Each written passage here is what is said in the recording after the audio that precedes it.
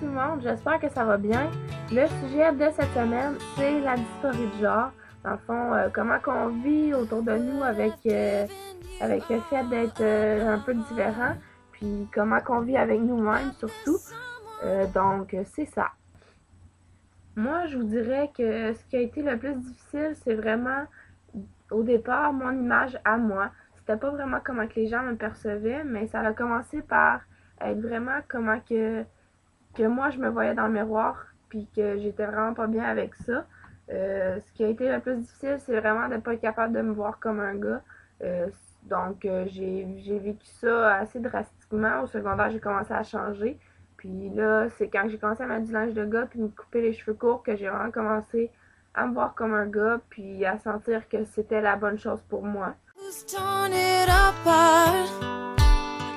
La façon que je l'ai vécu, c'est pas vraiment avec de la peine ni de la douleur. Ça a commencé par être avec de la rage. J'étais souvent en colère. Je faisais des crises d'angoisse. J'avais le goût de toujours frapper dans les murs. Donc, ça m'arrivait assez fréquemment. Avant, je pouvais faire des crises comme ça quasiment au moins une fois par semaine. Mais durant un bout, ça a été quasiment à tous les jours. Donc, j'étais pas bien avec moi-même. Aussitôt que j'essayais un morceau de linge qui me faisait pas, aussitôt que je me pointais devant le miroir, que je devais prendre une douche, j'étais vraiment pas bien.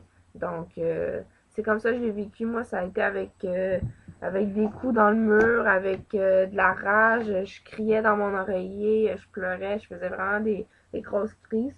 Heureusement, j'ai eu des amis qui ont été là pour moi. Parfois, mais parfois j'étais toute seule aussi, mais c'était une bonne chose parce que c'est pas très beau à voir. Donc pour ça, ça a été un peu rough, mais j'ai survécu et me voilà aujourd'hui. Ensuite est venue la dysphorie en public, que j'aime appeler. Dans le fond, j'étais bien avec moi-même, je me regardais dans le miroir puis j'avais l'impression de vraiment être un gars. Donc je sortais dehors super confiant. Puis là, paf, les gens me voyaient pas comme un gars. J'allais au restaurant, puis ils m'appelaient elle. Donc, pour ça, ça a été vraiment difficile de savoir que moi, je me vois comme un gars, mais pas les autres. Je savais qu'il y avait encore du travail à faire, puis c'est ça qui a été dur, que j'ai trouvé l'attente pour me rendre à la testostérone a été vraiment longue, parce que constamment, je me faisais rappeler par le public, par la société, que je n'étais pas un gars. Donc, c'est ça qui a été vraiment difficile. Puis à ce moment-là, ben, j'essayais de me contrôler. Je me disais que c'était le temps, qu'avec le temps, tout s'améliorerait. Puis j'essayais de me tenir avec du monde qui m'acceptait, du monde qui m'appelait Sam. Puis tranquillement, je me suis bâti une confiance. Puis ça a été de plus en plus bien, là. Ce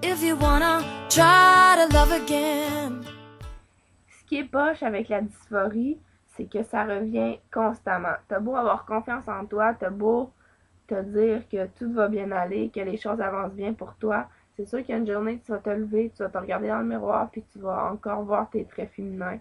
Donc, c'est ces journées-là qui sont les plus rough pour moi.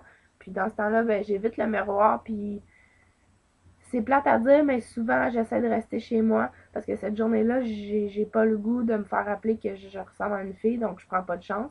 Sauf que souvent, quand que le courage est présent, j'essaie de quand même sortir, mais de garder la tête haute puis d'essayer de passer le plus possible pour un gars.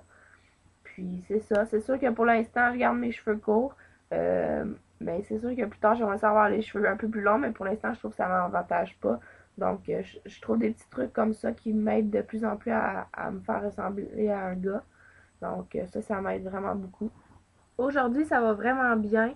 Je fais quasiment plus de crise d'angoisse. Je vais super bien. J'ai j'ai appris à contrôler le tout. J'ai appris à m'accepter comme je suis. Puis je me dis que je suis chanceuse d'être rendue où je suis. Puis que les choses avancent tranquillement, mais au moins elles avancent. Puis tout est dans la confiance. Parce que si tu as confiance en toi, tu sais t'es où, tu sais t'es qui.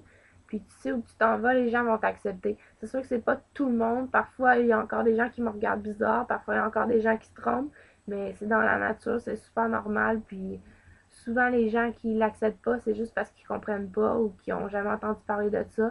Donc, je pense que c'est important de les informer et de leur montrer Dans le fond, je leur montre que c'est pas parce que je vis ça que je peux pas être un gars cool, que je peux pas être un gars normal si on veut. Donc, je pense vraiment que la confiance, ça aide à faire disparaître tranquillement la dysphorie. Mais c'est sûr qu'elle disparaît pas complètement. Je veux dire, quand je me ramasse dans la douche, il reste que j'ai le physique encore d'une fille. Mais tranquillement, ça change. Puis, je m'en vais vers le bon côté, là. Donc, je suis vraiment fière de ça. Je pense que c'est pas mal tout pour cette semaine. La semaine prochaine, je vais vraiment essayer de faire mon vidéo là lundi. Je suis assez chargée là, dans mes fins de semaine avec mon animation puis mes devoirs. Mais je vais essayer le plus possible de le préparer d'avance pour pouvoir le poster là lundi. Donc, je vous souhaite une excellente journée et on se voit la semaine prochaine. Ciao!